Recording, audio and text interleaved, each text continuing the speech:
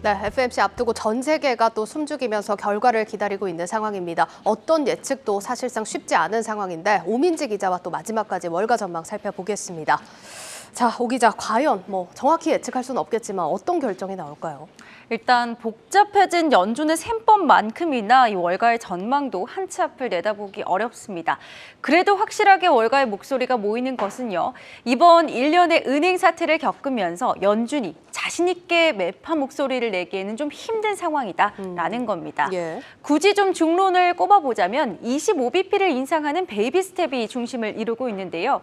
시카고 상품거래소 패드워치에 따르면 25bp 인상을 전망하는 전문가가 89.3%, 10명 중 9명을 차지하고 있습니다. 예. 알리안츠 투자관리에서는 연준이 25bp를 인상하지 않고 만약에 금리 인상을 중단한다면 시장이 모르는 것을 연준이 알고 있다라는 걸 인정하는 셈이라고 분석했는데요.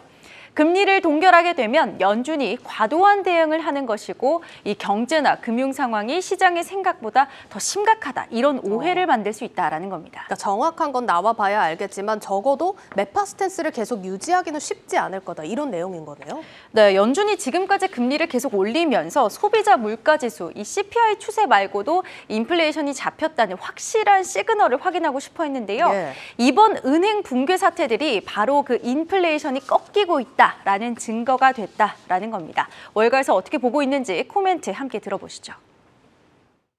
We definitely believe the tone from the Fed on Wednesday is going to be more dovish.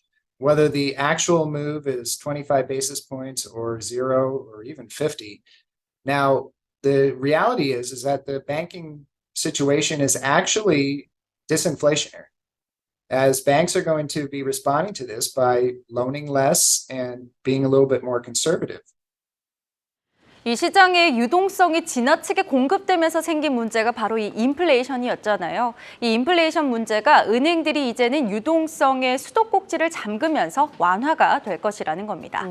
은행들이 앞으로 대출을 더 조이게 되면 연준이 굳이 긴축을 하지 않아도 시장에서 긴축 효과가 나올 수 있다는 분석이 나오는데요. 예. KPMG의 수석 이코노미스트는 은행권 대출 축소로 금융 환경이 빡빡해진 것만으로도 1.5%포인트의 기준금리를 인상하는 효과가 있을 것이라고 추산을 했습니다. 예, 그러니까 연준이 굳이 금리를 올리지 않더라도 시장에서 자체적으로 긴축을 하게 된다 이런 분석인 것 같은데 그러면 사실 일부지만 금리 동결에 대한 네. 의견도 많이 나오는 상황입니다. 이런데도 사실 동결보다는 베이비 스텝에 더 무게를 두는 이유는 뭐라고 봐야 될까요? 이 연준과 앞서 보셨던 것처럼 미국 재무부에서 대응에 나서면서 이 시장의 위기를 어느 정도 해결하고 있다 이런 시각 때문입니다. 연준이 지난 19일에 캐나다, 영국, 일본, 스위스, 유럽 등의 중앙은행과 달러 스와프를 확대를 했죠. 예. 그러면서 유동성 문제에 대응을 시작한 건데요. 미국 재무부에서도 유동성 위기에 대한 대응책을 내놨죠. 문제가 터졌던 SVB 은행과 시그니처 은행에만 적용되는 모든 예금에 대한 보호 조치, 이 조치를 전 은행권으로 확대할 수 있다라고 발표를 한 건데요.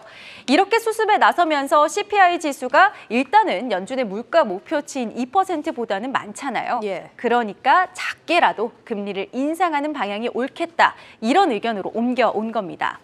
로렌스 서머스 전 미국 재무장관을 비롯해서 다수의 경제학자들은요. 연준이 금융 불안을 이유로 해서 금리 인상을 멈춰서는 안 된다고 발언했고요. 뱅크 오브 아메리카의 마이클 게이픈 수석 이코노미스트도 추가 긴축이 타당하고 연준이 금리 인상과 동시에 금융 안정을 위한 다른 수단을 병행할 필요가 있겠다. 이렇게 봤습니다. 네, 월가 의견 조갑을 해봤는데 일단 25bp 인상을 가장 또 유력하게 예측하는 만큼 결과가 나올 때까지 어디까지나 좀 지켜볼 필요가 있겠습니다. 자, 그러면 이번 FOMC에서 역시나 좀 최종 금리에 대해서 좀 확인하려는 시선들이 많겠죠? 네, 그렇습니다. 월가에서는 이번 발표에서 점도표상의 최종 금리가 어떻게 변할지, 파월의 발언의 수위는 어떨지 주목하고 있는데요. 예. 작년 12월 당시에는 점도표상 최종 금리 전망치의 중간 값이 5.1%였습니다. 이 값이 이번에 더 올라갈지 내려갈지에 따라서 증시 리액션이 달라질 수 있겠죠. 이번 발표에서 연준이 비둘기적인 스탠스를 보이면 증시에는 확실히 상승 촉매제가 될 수 있겠습니다. 월가에서는 연준이 매파적인 정책을 내놓되 이 비둘기적인 발언을 하든지 비둘기적인 정책을 하되 매파적인 발언을 하든지 이런 방식으로 시장의 과민 반응을 제어할 것이다. 이렇게 관측했습니다. 알겠습니다. 자, 시장 정말 복잡합니다. 투자 전략 세우기도 쉽지 않은 상황인데 월가에서는 투자 관련해서 어떤 조언이 나올까요? 우선 JP모간에서는 1분기가 증시의 고점일 것으로 보고요. 예. 반등 시에 매도하는 전략을 조언했습니다. 이 은행권의 위기는 일단락이 됐다라고 하더라도 신용 여건이 경색하면서 경기가 둔화할 수 있다라는 건데요. 예. 그러면서 가치주의 비중은 축소를 하고 경기 방어주의 경우는 좀 확대하라고 덧붙였습니다. 캐시우드도요, 경기 순환주는 피하라고 조언했고요. 투자은행인 스티펠도 경기와 무관한 제약주가 좋다 이렇게 봤습니다. 골드만삭스에서는요, 은행을 떠난 이 자금들이 원자재 시장, 그중에서도 요즘 중국이 주도하고 있는 슈퍼사이클을 맞았죠. 이 구리에 몰릴 예. 것이라고 예상하기도 했습니다.